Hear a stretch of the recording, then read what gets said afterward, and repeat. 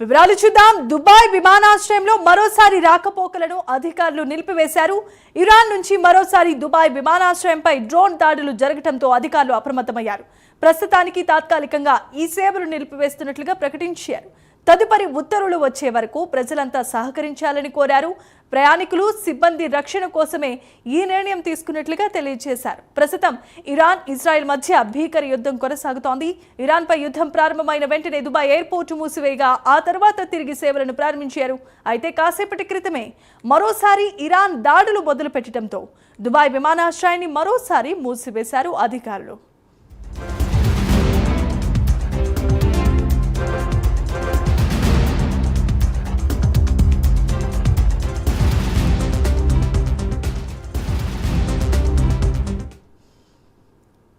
బులెటిన్లో విజువల్స్ చూస్తున్నాం. దుబాయ్ విమానాశ్రయంలో మరోసారి రాకపోకలకు అధికారులు నిలిపివేసినట్లుగా తెలుస్తోంది. ఇరాన్ నుంచి మరోసారి దుబాయ్ విమానాశ్రయంపై డ్రోన్ దాడులు జరగడంతో అధికారులు అప్రమత్తమయ్యారు.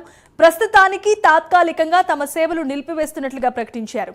తదుపరి ఉత్తర్వులు వచ్చే వరకు ప్రజలంతా సహకరించాల్సిందిగా కోరారు.